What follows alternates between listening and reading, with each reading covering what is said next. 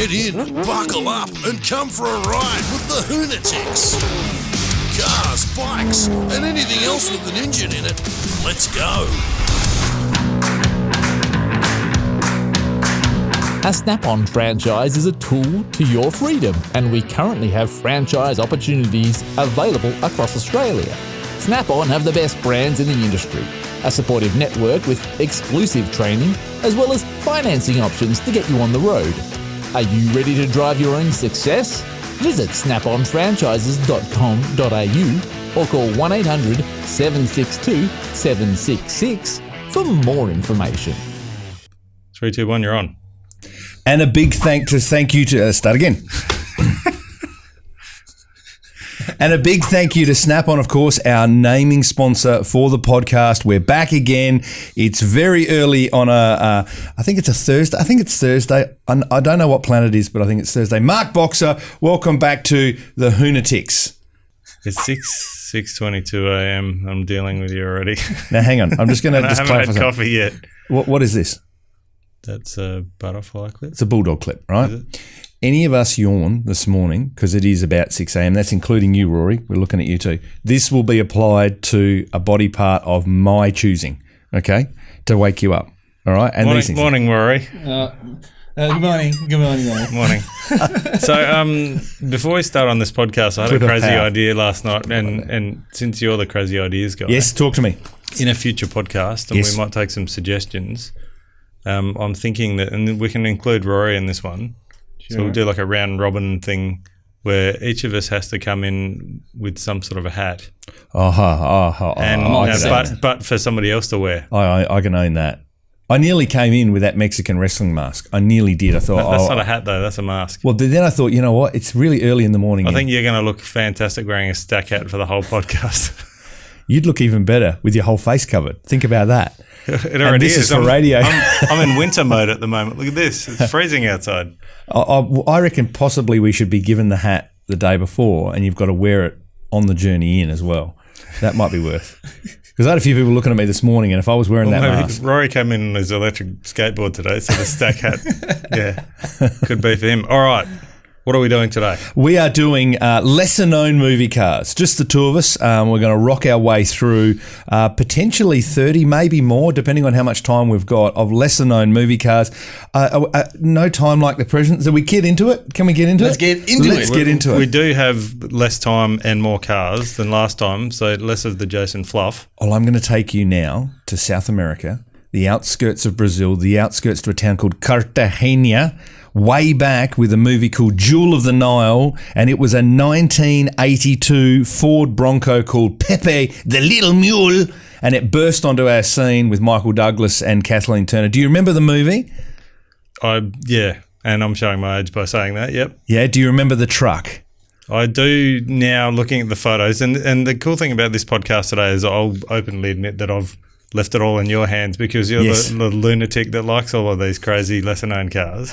So, but now looking at this picture here of the little mule airborne, I'm like, I think I remember that scene. I was quite young. I remember the end of the was it the second one, the Jewel of the Nile? Oh, could be. But there's alligator boots and all that sort of stuff. And the snappers. Look at the snappers.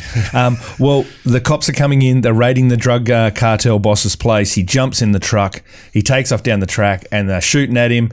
And Kathleen Turner says, we're getting shot at. He goes, don't worry, the little mule is bulletproof. Where are you going? Heading towards the river. And he had a special metal jump set up, Rory, called Lupe's Escape. He hit it nice and hard, cleared it. They fell in the river. And that car... in 1982, mate, I would have only been 9 to 10 years old, made a massive impression on me and didn't have much time in the movie, but was without a doubt one of the best stars.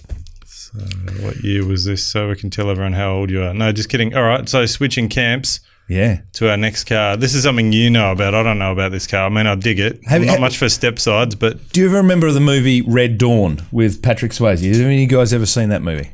I reckon I have seen it, but it's probably not one on my Yeah, I was more for Dirty Dancing and stuff. No, just kidding.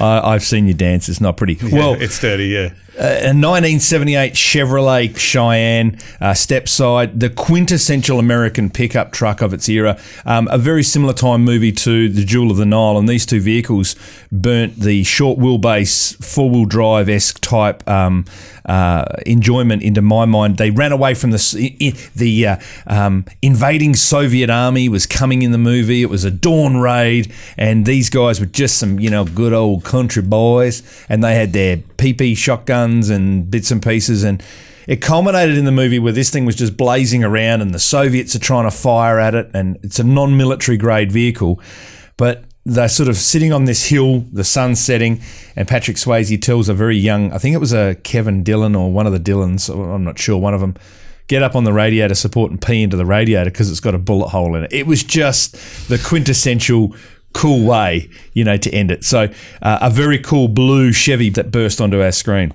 And to this day, you're still doing that with your Valiant. Yeah. You know what? Yeah. If I may just say quickly, the K10 Blazer over in America and all of those short wheelbase trucks are bringing just drug money. They are worth so much money, so popular. Never got my hands on one, always wanted one. And that step-side flared rear tray, it just smacked of, hay bales and knee slapping and line dancing, really. If that's your thing. Your thing. Next up. Yes. And speaking of weird, exotic, six-wheel, off-road, crazy, everything you could throw at a movie car. Yeah.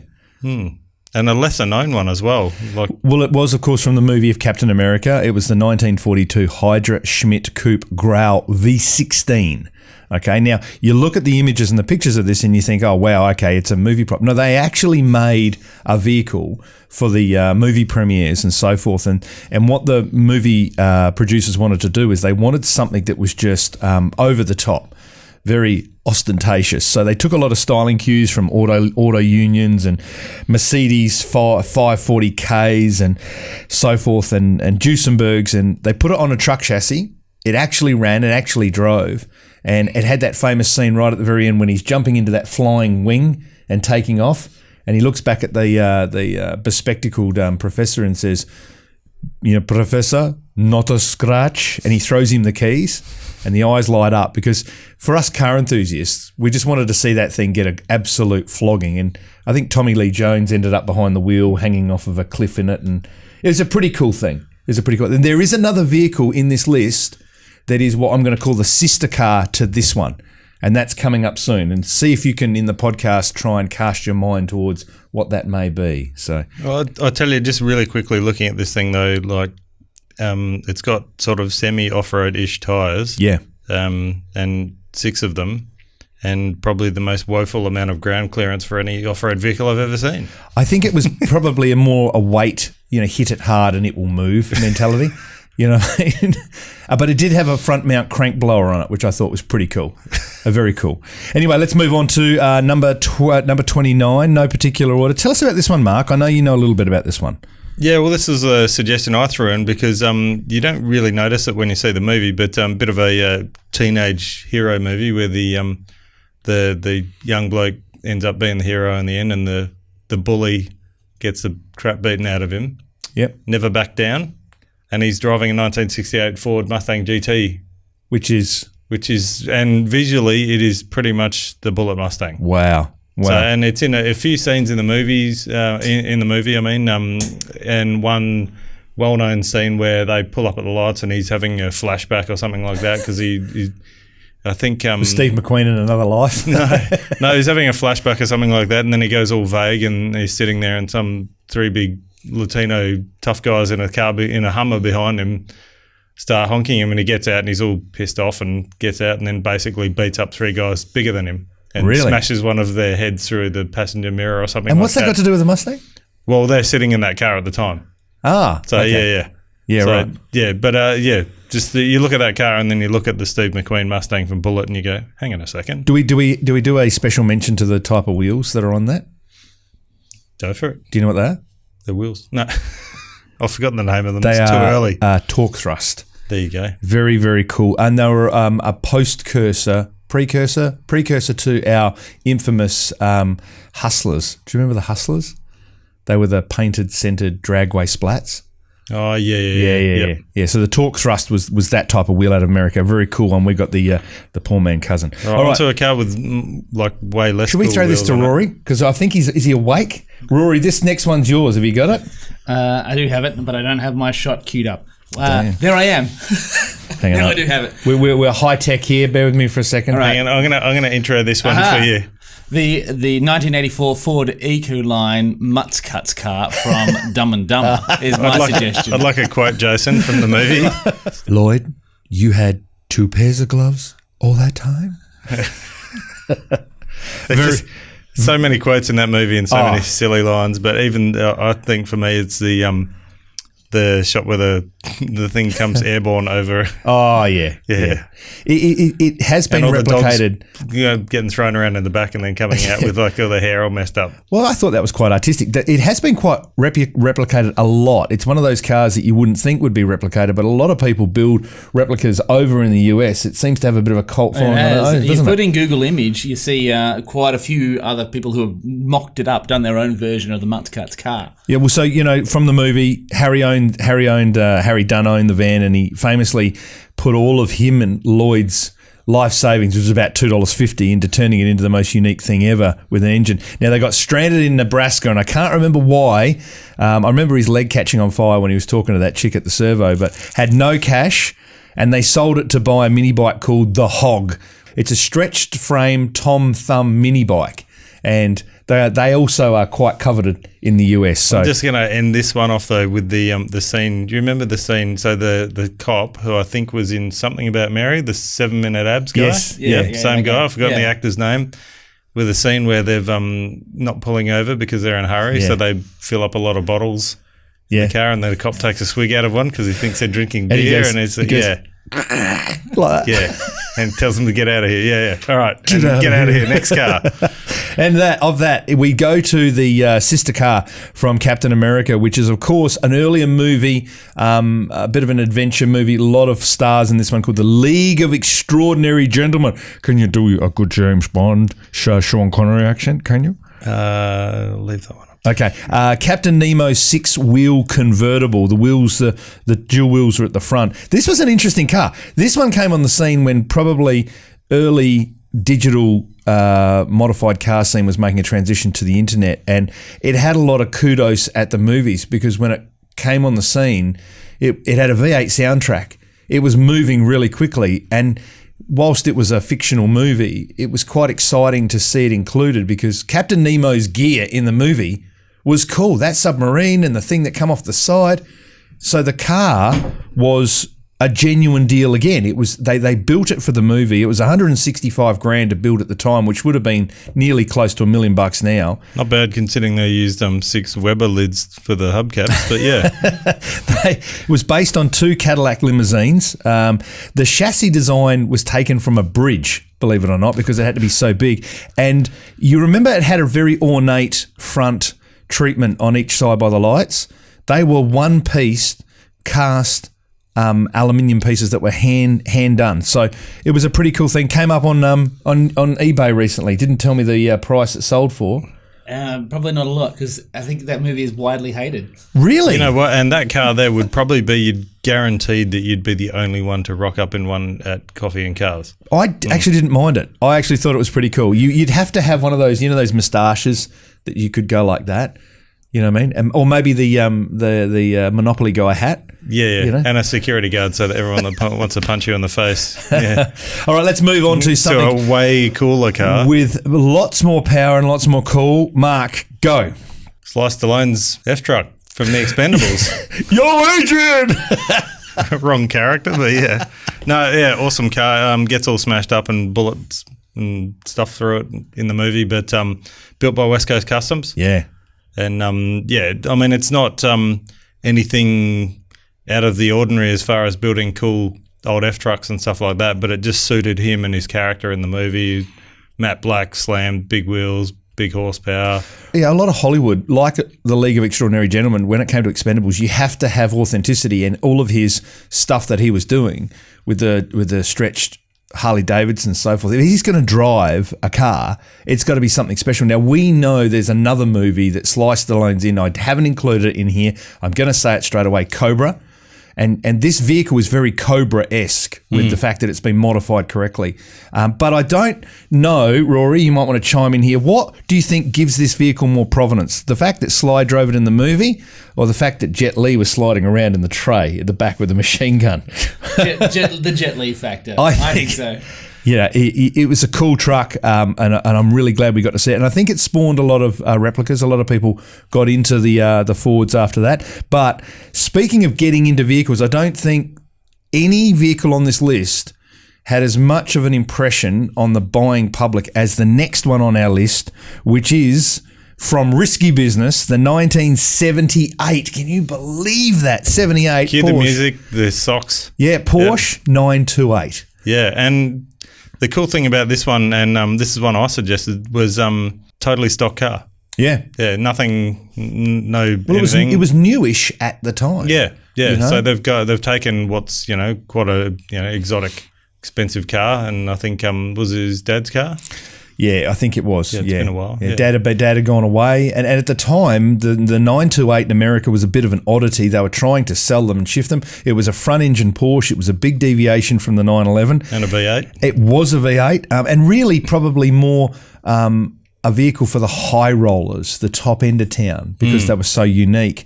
Now, the rumour has it that Tom Cruise still has a 928. Don't know if it's one from the movie, Rory, but he still has a 928, and that he does still occasionally take it out for a late night black now and again, which, Runs across the house in his shirt and underpants and socks, slides across the well, you be careful he doesn't trip over anything hanging a bit low, but jumps on the couch a bit, and then But I would say, hand on heart, and I know I'm going to lose a lot of friends here in the HoonTV podcast world. I like them. I like 928s. Oh no, they're 928's always been on my list of. Yeah, I reckon I should have one of them one day. They're not ridiculously. I think they've actually spiked a bit in price, but compared to a 911, I did some cooling pipes on one when I was a mechanic once at down the road at the dealership I used to work for the owner, and he came out to me in his big deep voice at the time, God rest his soul. He goes, "I love the car, I hate the reliability," and that were his comments. But the other cool thing about them was the headlights. Oh, yeah. They Probably were totally unreliable, but the pop-up headlights in them. Very cool. Something different. All right. Now, this is an interesting one, this next one, because I'm going to pass it over to our unseen sleeping partner over there, number 24, and I'll point it over to him so he can get a bit of an idea. Tell us about this one, please, Mr. Rory. All right, this is since you guys are such car fanatics, and I decided it would be worth mentioning a car that was a real shitbox in this mix. The 1970 Ford Maverick. Yes. As featured in Fear and Loathing in Las Vegas. Now, Hunter S. Thompson drives a Cadillac Eldorado in that movie, which would probably be the one you would mention on a show like this. But I thought this is the car that actually made me laugh, because every time it drives through a scene, it just looks like the shittest car you could possibly have on the road. And I think that's a great extension of a character's personality. But there's something interesting, though, because the movie was set in 71. This car was only 1 year old at the time, apparently.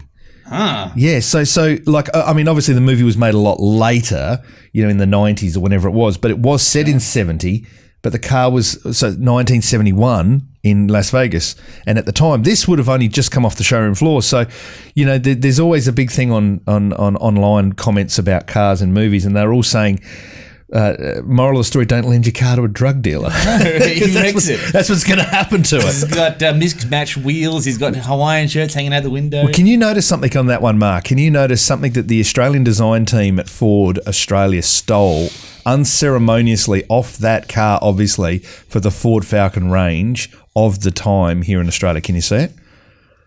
Is it the front indicators? No. I was like looking at all the bog in it, otherwise known as Bondo in America. It's the rear hubcap from the XY GS Falcon or the PovPac Falcons. That hubcap was the exact same hubcap design that was used over here. Very, very interesting hubcap design, because the next one after that was the first ones were the push-on ones that the XR XTs had. So little styling cue. This train spotting moment brought to you by Jason Halloran. That's what I'm here. Okay. Okay, let's go to the next one. And another Rory-suggested car, ladies and gentlemen. And this is the 1974 Panther Deville, as featured in the 102 Dalmatians. Yeah. Quite an exceptional looking car, if I do say so myself. Well, this one's pretty cool. I did a bit of research on this one, Mark. Have you ever heard of a Panther Deville? No. They came with they were based on a Jaguar chassis. What Jaguar chassis, I don't know. Had the options of either a 6-cylinder or a V12, and they've only ever made 60 of these things. Now, there's a stack of kit cars around that kind of don't just make the mark. You know, there's the Stutz and there's this and there's that. However, when you look at this actually has that early League of Extraordinary Gentlemen sort of type of feel, doesn't it? That big long. Yeah, it does. I'm just picturing Jason's ultimate dream garage, and it's going to have one of those like horrible other things. Oh, I'm a big engine, big guy. Yeah, you're going to need a very long garage. Yeah. Well. All right, next. Okay. To a movie we all loved, and it's like a, what would you say? It's like a nerd's dream movie, like everything a nerd hopes would happen in his life. The stupid older brother. No, not necessarily, because that would also involve Revenge of the Nerds, and that's a different movie for a different discussion for a different time. Nerds! Was it Ogre? No, what was the guy's name Ogre. in the movie? The guy that went in the bathroom, he's like standing there for 20 minutes taking a leak. Booger. Booger? Yeah. Sorry, yeah. You're Booger. Come on, let's talk about what's the movie. Number 22, Weird Science, another Porsche 928. Yeah, but this was an S, so this was the sport version, so it wasn't the luxury version. It was owned by Wyatt, who was the actor in the movie. Obviously, he'd been watching Risky Business, or the producers had been watching, because this movie came out after Risky Business, and that car made an impression. Now, the funny thing is, I've got a thought process on why they chose this car for this movie, because it didn't need anything apart from buy a car, put it in the movie, instant credibility. And the fact that they flogged the crap out of it every scene it was in, and it did burnouts everywhere, lends me to believe that they were on a budget with choosing a car, but they needed a car that made an impression. They didn't want an American car. So, Mark, that's my theory. It's a long one, but I think it might be right. And the other car in the movie, the Ferrari. So they had the two. Yes. Yeah. So, but the interesting fact that, we can't forget the other big thing for young men back then was the Kelly LeBrock. Yes. Yeah. Anyway. Interesting fact is, I don't know if it was just back then, but there was a lot of movies that were based out of Illinois. Both that and Risky Business. Yes. You look at the license plates, American. Well, something else. Illinois. Yeah. Blues Brothers. Ferris Bueller's Day Off. The Blues Brothers. Yeah. Blues Brothers, I was about to say. Yeah. This must have been a car-friendly state. I hate Illinois Nazis. All right, let's go. Let's move on to the next one. Next one. Now, this one... just before I pretext There's no socks and polished floors in this one. No, but this had a massive impression on me. I remember watching it in sort of high school-esque days, and I came on the screen and I don't think I blinked for the whole movie, because at that time cars were just my life. They still are.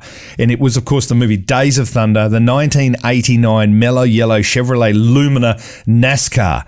And what a vehicle this one was, Mark. And still is. An amazing car. And probably more of a hero of the movie, more so than we probably give it credit for.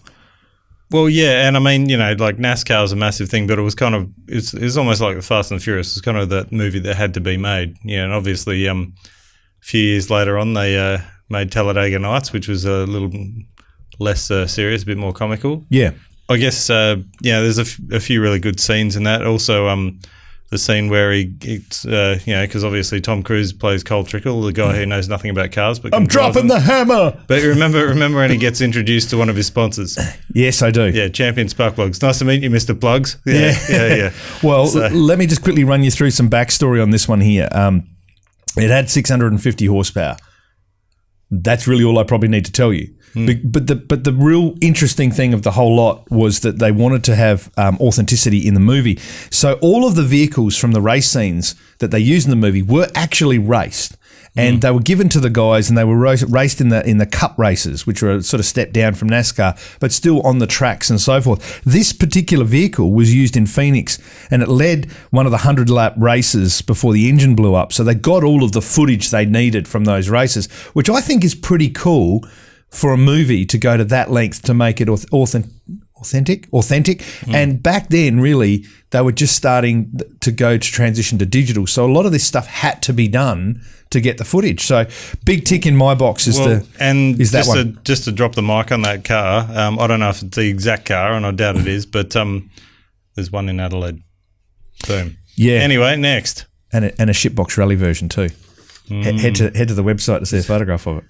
The next one, yellow mellow one. Yeah, I love this one. This is actually not a real car, but no. Well, we take a couple of deviations in this list with cars and other vehicles, and I'm going to jump on this one. Rory, you'd be loving it. You look at him; he's jumping up and down. He's woken up. It is, of course, from the movie Toy Story, the very first pixelated movie, Pixar movie from Disney, and it was the Toyota Hilux from Pizza Planet. And there was no doubting it was a Toyota Hilux, wasn't there, Mark? Oh, yeah. Well, being American, something along those lines could have been a T100 or something like that, which is technically a Hilux anyway. Well, it had a Tundra. Yeah, but it had more suspension yaw and flex than a rock roller, and it cornered and handled. It went fast, and you never really got to see the driver. He sort of loped around, didn't he, Rory? I assumed it. Oh no, you're right. No, you don't. No. I do remember the truck pulling up and the Woody's head in the hubcap of the truck, which was visually quite cool. But I just that yellow pickup truck, it kind of put the reputation of, if it's a flogged out pickup truck, don't give it a hard time. It's probably going to become a pizza truck soon. So forever. Or on Top Gear getting dropped off the top of buildings. Red one, yeah. Okay, the next one. The next one is coming in at number 19 was the Australian movie called The Big Steal. Ben Mendelsohn. Yes, it is. In Star Wars Rogue One. Ready Player One? Yeah, 1974 HJ Monaro GTS, mate. And I say with an accent like that because it was driven by the Italian stallion, Angelo D'Angelo, and it was an awesome thing. Do you remember the movie? Oh, 100%. Rory? Definitely remember the movie. All right, Rory, let's see how good you are. Tell us two other vehicles that were in that movie. I couldn't do that. Well, I mean, it'd be cheating by looking at this picture here, but I believe that's a ZL Fairlane. Yes. V8 one. Yes, I believe it is. So that would be, hang on, that'd be the XE variant. Oh, whatever. Although, no, actually, in that picture, I think it says V8 on that one, but that's actually a 6-cylinder one because it looks like it's got an EFI badge on the side. Doesn't the Steve Beasley character drive a Jag? Now, do you remember his name? Farkas. Gordon Farkas. Gordon Farkas, yes. Yeah. We could just end the podcast there. Everyone who knows Gordon Farkas will go, that's it. That's it. So it's done. hang on, let's just the plot of the movie. Young nice guy buys car, thinking good car, gets screwed over by Gordon Farkas, and then basically the whole plot twist, and he screws over the bad guy. It is a Jag, though, isn't it? Yeah. Just quickly, but with a V8 in it. A segue. You know who Gordon Farkas plays in another movie, don't you? Goose in Mad Max. He's the cop. Is he? The rides the motorbike. It's Steve Bisley. Bisley? Is that him? Beasley. Yeah, Beasley. He's the best Australian actor. And Gordon Farkas, he's in this, and he famously says to the henchman, he goes, "Get after them!" He's looking across the top of his Jag, and the henchman comes back from his Volvo and goes, "Who, boss?" And he goes, "The Monaro." And you know what? It was like cheesy Australian movie, but I would sit down right now and watch it. Oh, absolutely. Yeah, awesome absolutely. movie. Beautiful 308 powered HJ Monaro. Now let's move on to a movie after my own heart. A number of different reasons why. And number 18 comes in, not a car, not a truck, not a van, Mutt's Cuts van, but a boat. Possibly the best named boat ever. And it has to probably also be, maybe outside of the Wolf of Wall Street, the best floating vehicle in a movie of all time. And it was, of course, from the movie The Great Outdoors. And it was a 1969 Hondo 21 concave hull V-drive drag boat called Suck My Wake. And what a just beautiful, amazing drag boat this thing is, Mark. I don't know the story behind this, but I remember the movie, the scene where John Candy, he's yelling at bastard, but he thinks he's saying faster. He's going, no, I'm telling my son how to do it. And then Uncle Roman's wife goes, oh, I think he wants to go. And Dan Aykroyd, Dan Aykroyd hits the hammer on a wine-blown 671 big block and just takes off. And, of course, the rest is history. The rest is history. The scene that reminds me so much of you, where he's standing there in front of the mirror plucking his nose hairs with his kids watching, wondering why his kids think he's an idiot. You know what? If you're watching the podcast, do yourself a favour. Go to Netflix, wherever it is.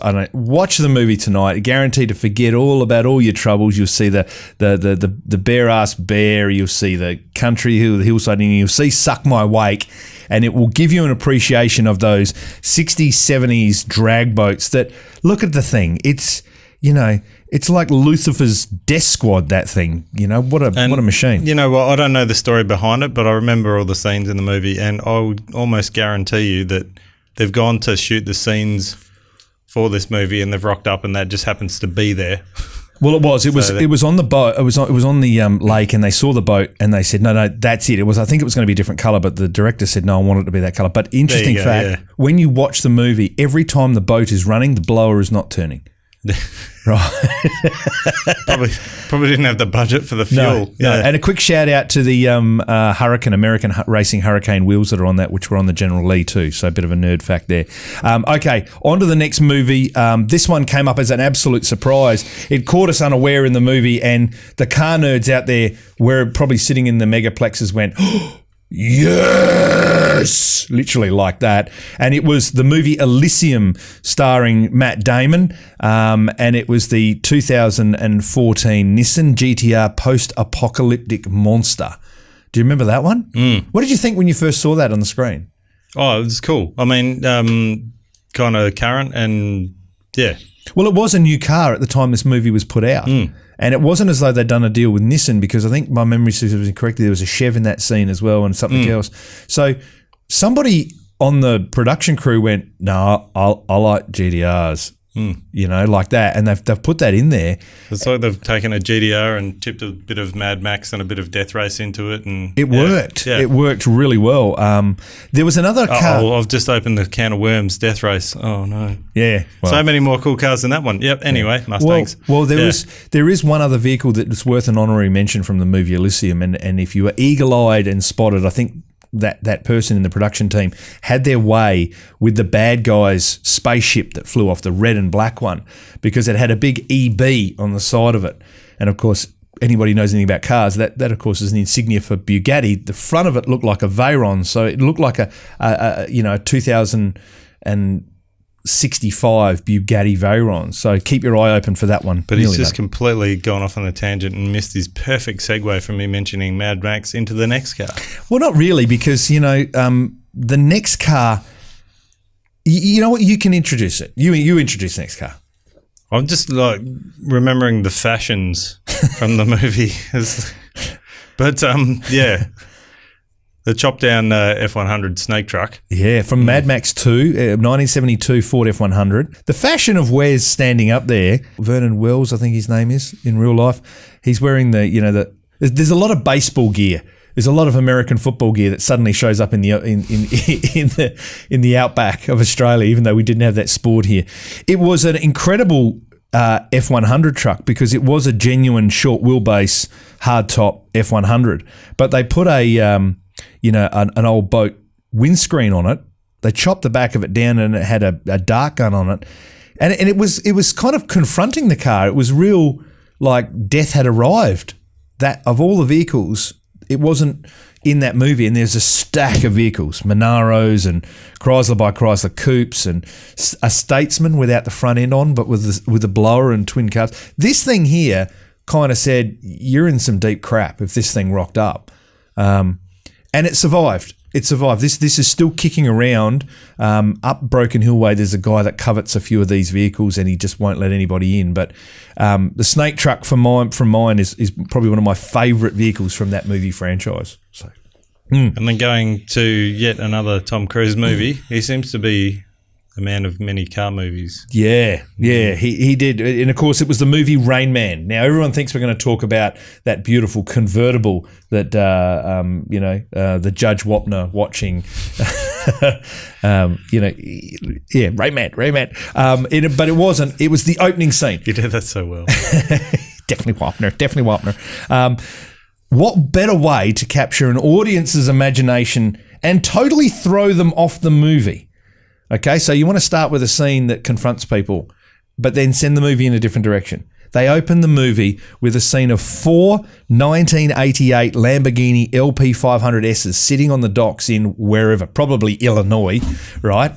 And then the movie goes in a completely different direction. I watched that to start off with, and you do catch a glimpse of those 4 Webers in the back of one of the cars, just a glimpse of it. And I'm sitting there going, oh, here we go. This is going to be awesome, this movie. And then it ended up being some freaking card-counting Fruit Loop that sort of, had a mental health issue that we have to take seriously, But I'm like, where's the cars? And then we ended up with some, 50s Cruiser-matic thing, which kind of was cool. Not to mention Tom Cruise's car at the beginning of it as well. Yeah, the Ferrari, which I think was the Mondial. Yes, it was. Yeah, there you go. Yep. Nice $7,000 a shock absorber. Slate grey or whatever it was. It was. That was a very cool movie. When you look at that picture in the movie, it sort of has a little bit of a tingling of, the Gumball Rally, doesn't it? And that Cannonball Run, that sort of stuff. When they change paint. Okay, but anyway, let's go back to another movie. Now let's see if we can test Rory. Rory, do you remember the movie My Science Project? My Science Project? Wait a minute. Yeah, is this the one where they have to race down the road? Is there a dinosaur involved in here somewhere? And some lightning? Yeah. I remember the sequence. Very good. Racing along. Do you remember that movie, Mark? Oh, to be brutally honest, I've never seen it, but I do want to see it now. Well, it was called My Science Project, and it featured, the high school mechanic, sort of cruisy dude, and it had the token, Italian, Greek, hyperactive guy, and then the lovely science woman as well, who's in it. But the mechanic drove a 1968 Pontiac Gto. This was no normal Pontiac Gto because around town he was the gearhead, the car guy. Out the bonnet, it had a 671 supercharger and a Mr. Gasket bug catcher. And it had some aftermarket wheels, if my memory serves me correct. It was an incredible car. Didn't play much of a role in the movie, but it was there to lend some weight. There's a great scene where the electricity is running down the electricity lines. But it's, that's the scene I'm talking about. Yeah, that's the only scene I remember from the whole movie, but that was exceptionally good. And they had to outrun it and get it down, drop the line so it couldn't escape. If that makes sense, which was bizarre because how far away was the school from the city? It didn't really make any sense. I think they were probably just trying to do a bit of a Back to the Future knockoff in that moment. I think they were. Got to have something with lightning and driving fast. And the guy in the back seat goes, "Hit the blower," and it's the way he says it. It's that hit the blower. You kind of go, yeah. That back then when you're young and you hear that, and he turns the blower on, Mad Max style, comes on, and the GTO is just gone. It's a cool scene, so it's worth looking. Look that one up. It's a good one. Speaking of cool scenes, another movie I haven't seen. Oh, have you not seen this? No, but I do have an end throw from this one because I do have a connection to this particular car. Well, it was, of course, the movie Lone Wolf McQuade, and it was a 1983 Dodge Ramcharger driven by none other than Chuck Norris. I mean, they don't come any better than Chuck Norris, really. Who? Sure, Chuck Norris. Yeah. I almost don't even need to explain it. If Chuck's driven it, there's a good chance that it's worth $1 million and it's still alive, right? But this Ramcharger was his cop vehicle, painted up in sort of pseudo camouflage. He belted around. Some bad guys got hold of him. They recognised that he was a bit of a tough nut, so they got him with a D4 dozer, hit him in the front of it as they were sort of driving around like a quarry type thing, pushed him into a hole and covered him in dirt. And they went, there we go, job fixed. Cuts to the inside where it's got that, the 80s, 90s red light inside, and he's sitting there and he's all hot. He cracks a beer. He has a drink. He pours it over his head. He starts his Ramcharger up, and then there's another camera angle under the bonnet of the blower running, and he nails it, and it goes from being in a pit to launching out of the pit with the sand going everywhere, and then he completely beats everybody up. So the Charger saved him, the blower saved him, and God bless America. And Release the bald eagles. Release the bald eagles. Throwing from this car, big shout out to our mate Edge. Yep. From Piston Twisted Garage, a new YouTube channel out of Nova Scotia, Canada. Yes. He has a Dodge Ram Charger. Really? An original Ram Charger, exact same shape as that, but in much nicer condition. And the cool thing is the back windows in them because they curve up over the edge and sort of form part of the roof. Does he know anybody called Chuck? Probably. There's probably a few Canadians up there called Chuck. Well, let's stay in America now and go to another movie that probably isn't well known. I've sporadically remember watching this movie, parts of it. Never really got to see the whole thing. Have you seen the whole movie? Yes. Yep. Many Rory, times. Have you seen which movie are we talking about? Totally lost.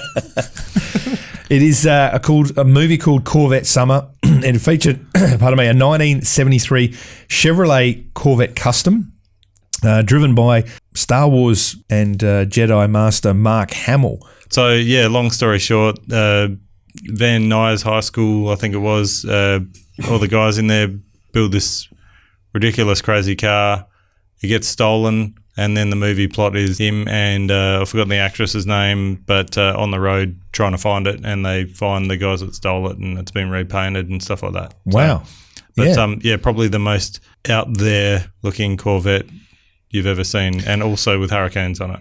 Yeah, and at the time of customs in America, that era of our modifying scene, there wasn't a huge amount of power around, so everybody went just crazy with bog and filler and fiberglass and Barris and all those guys were just going nuts with their creations. And this thing here was just very confronting from a car point of view. Now, if my memory serves me correct, this ended up in Australia, this car. And it was sold out of Australia, and it featured in a couple of magazines here as well. And so it's got some good history here. The one thing I just want to quickly draw your attention to is the hood scoop. One, it doesn't need to be that high. Two, it doesn't work. It's got 4 scoops on one side and 4 outlets on the other, which kind of... It's a lot of stuff happening. But having said that... And the headlights are out of something as well. And it's a DeLorean probably. Yeah. I would drive it. I would happily drive it. I would drive around. It was like amazingly weird and horrible, but in a kind of a Homer Simpson way. But but it was the only one of its kind. Yeah. All right. Well, speaking of one of a kind, they did make 2 of these movies, and there was an offshoot movie as well, which we talk about too. Let's go to the next 2 movies. It was, of course, the Cannonball Run movies. Rory, please tell me you've seen these. I have not seen these. Oh, my God. Oh, you're sacked. So our mate Jeff Tartuzzi will start... he was in here... I think he was in the movie, wasn't he? Yeah, well, not long ago. He was dressed as Jackie Chan, driving a black Mitsubishi Starion. Starion? Remember the co-driver in the Starion? Yeah, it was the guy from Happy Gilmore. It was, I'll see you in the car park, shooter. That was him. Yeah. Yeah. And anyway, you know who that actor is? Go. The same guy that played Jaws in James Bond. No, it's not. It's a different person. It's a different person, and they're not related. Did you know that? We're going to edit this part when we find out who's right or wrong. All right. What was his name in Happy Gilmore? Sir. Mr. Larson. Anyway, moving on. Got the nail from the nail gun in his head. Just quickly do your winner pose. So if we do edit this and you win, do your winner pose. Go. All right. I'll do mine.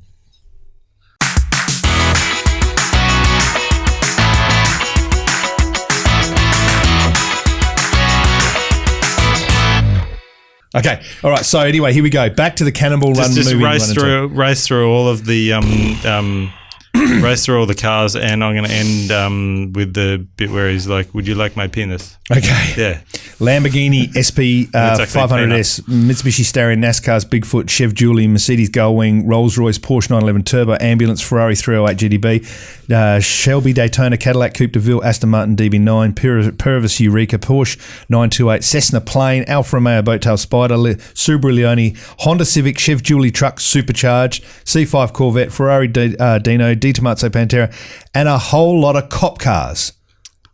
So basically the best car movie ever made. All right, on to the next one. Daisy Dukes CJ7 Jeep. Hey, this is a cool one. I threw this one in here because everybody talks about the Dukes of Hazzard, they talk about the Charger.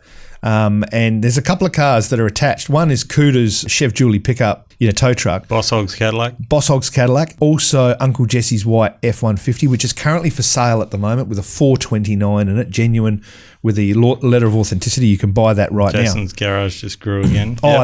I'd love it. And this one here, the 1980 Golden Eagle CJ7 Jeep, driven by Daisy Duke. And Daisy was sort of the cousin of the Duke boys. I don't know. How many families of the Dukes were there? More pronounced Duke. Duke? Yeah. Duke. Yeah. You Duke. All right. So it was driven in the TV series by Daisy. She always drove in a white Jeep, but in the first episode, she drove in a 1974 Plymouth Roadrunner, a yellow one. And I do remember that episode and her in that car. But when she got the Jeep, I think they landed a sponsorship deal, Rory.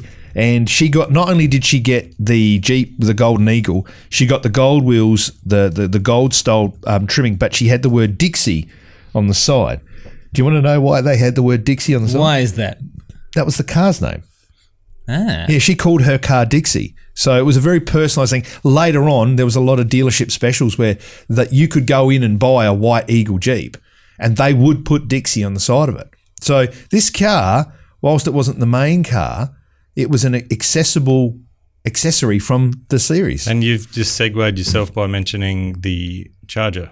Yeah, well, I did that very strategically because the next vehicle, there's a stack of Chargers we could have included. They've been one of the I think what we'll do is because we could, and you being the Mopo guy, race through these next two because we've still got 8 to go. Well, let's get into them then. The next one is the black 1968 Dodge 440 Charger that went head-to-head with Steve McQueen and the Mustang in the movie Bullet. Cut a long story short, everybody thought the Mustang was faster. Actually, the reality is the Charger was faster. It had to slow down in some scenes to allow the Mustang to keep up, despite the fact that McQueen was driving. He was a gun driver. Honourable mention to the Volkswagen Beetle that they drove past about 20 times in the scenes as well. So a beautiful car, ended in a fiery demise. Let's move on to the next one. A unique vehicle that I saw at the cinemas here when I was working for Triple M, Thunder Driver. Metal Skin movie made here in Australia. Do you remember Metal Skin, Rory? No. Oh my God. The 1971 Chrysler VH Charger RT clone driven by who? Don't remember. We've already mentioned him. He drove a green Jaguar. Oh, okay. Farkas. No! Stop mentioning his name. He's hilarious, that guy. No, driven by Ben Mendelsohn in the movie Metal Skin. It was a bare metal VH Charger RT clone. It's owned by Lindsay Fox, so it's still around, but we haven't seen it for a long, long time. Got lap records at Phillip Island. It was bare metal, very confronting. It was a real alternative art type flick. Had a NASCAR in there. From NASCAR days, it had a Monaro in there. It had a weird VH, a weird CM Valiant with a homemade supercharger. A lot of cool stuff. Check that movie out if you can find it. I think the next two cars, like just looking at your list here, Jason's got a knack of picking disastrous cars. So I'm gonna go through these. Do you reckon they're disastrous, do you? Well, yeah, I think the readers and the 84 and the listeners C4 need to Corvette driven by Face from the ATM. Yeah, but I guess period correct. The most horrible paint job on a Corvette ever. I don't understand why they painted it like that. I mean, they needed to make it stand out. They had a big red stripe down the side of it. He was supposed to blend in, and he was the deal maker. And, I mean, they disappeared into the LA underground. Kind of matches his nice two-tone brown suit, doesn't it? Yeah, but they disappeared into the LA underground, and he's bombing around LA in a white Corvette with a red stripe on it, But now I think about it, it matched the black one of B.A. Baracus's van, didn't it? Oh, yeah, but the 18 van is the 18 van. But it had the red stripe on it. That had the red stripe on it. That could be the connection. Speaking of vans. Speaking of vans. Well, it's not really a van. It's kind of, this is what I would call a complete and utter disaster. Well, you would until you probably stood next to it and you drove it. It's got mini guns based on the side of, like little. Mark, it's got world wheels and it's got a 454.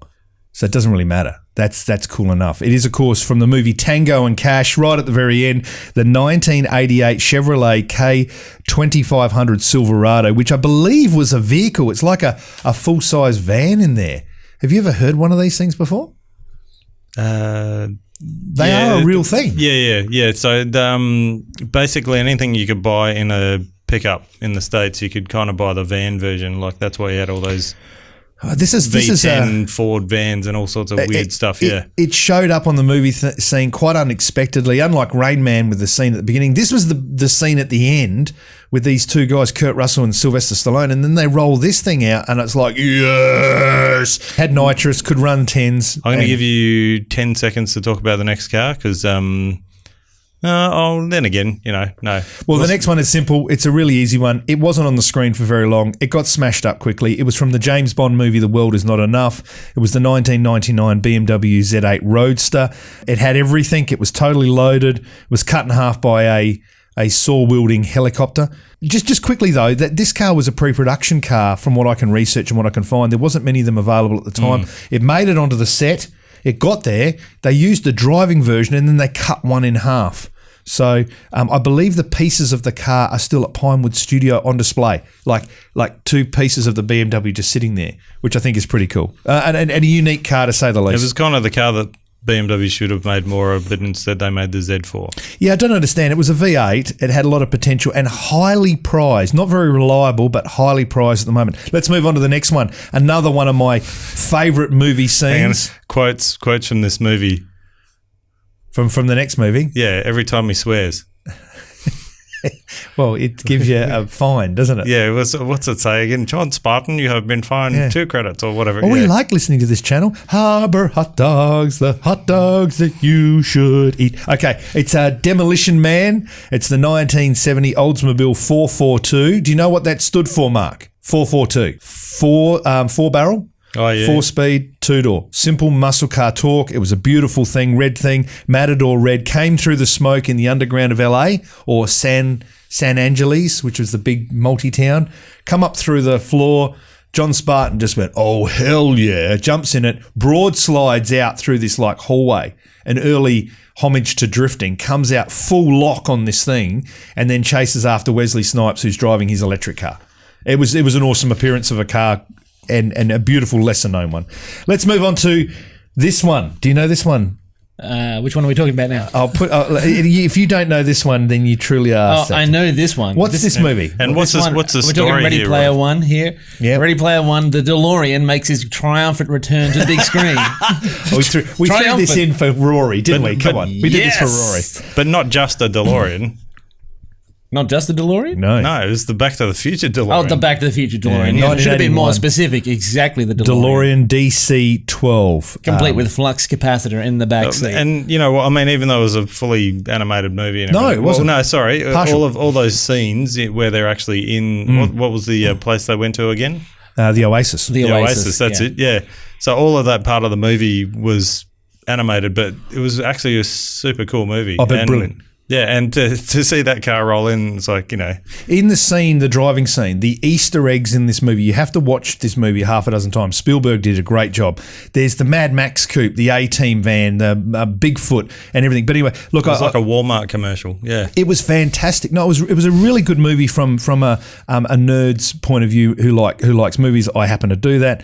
This was interesting though. He was a bit of a blasphemer with the car though, Rory. He put a Kit Knight Rider light on it. In the movie. I saw that. I thought it was cool.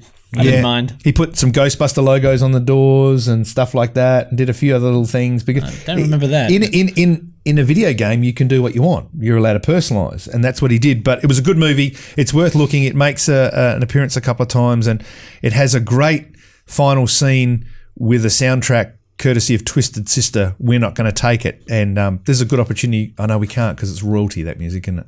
Yeah, well, there's that, and then you could sing it, We'll and end up in the Clive Palmer zone. Oh yeah, we will too. I think you won't get pinged if you sing it now. No singing. Let's go on to the next Too one. early for that. Only a couple of cars left to go. We're going to go to the fantastic action movie, which was Ronin, and it was the 1998 Audi S8 sedan on nitrous. Do you remember this one? Please tell me you remember this one. Oh, yeah. And Ronin, another good car chase movie. A brilliant movie. In the beginning of the movie, the thieves are being told, what do you want? What do you need? And the car driver turns around and says, I want a big car. Audi 8, Audi A8, something I can push around with, and I want it on nitrous. And it was that line that gave so much authenticity to this movie from a car point of view. And the research and the genuine aspects of these cars was really coveted by the producers. They filmed the cars and they filmed the soundtrack of the cars in European mode and American mode so that they could put it in the movie correctly. Brilliant movie. There's no other real notable vehicles. The Audi... I mean, like I mentioned to you the other day, you can kind of... There's a little bit of crossover between this movie and the Transporter series movies with your big Euro Luxo, sedans. Yeah. Being driven hard. So, Transporter, you got the BMW and the Mercedes and stuff like that. But, Ronin was definitely that big car chase stuff. De Niro was an awesome actor, but I'm going to do a quick shout-out to one of my favourite actors of all time is Jean Reno. He's awesome. Awesome. He's in that as well. Final car for the lesser-known movie cars. I thought we'll go out in a very ostentatious style. The movie is Triple X. It features Vin Diesel. He's just gone through his first Fast and Furious incarnation, and he shows up in this movie with a Scarface Samuel L. Jackson, who's in every bloody movie, driving a custom Pontiac Gto. Do you remember this one? Yeah, and a bit of I wouldn't say the nicest GTO. It had some Hollywoodness to it. The horrible grills and stuff like that. Yes, it did. Yeah, I mean, this was.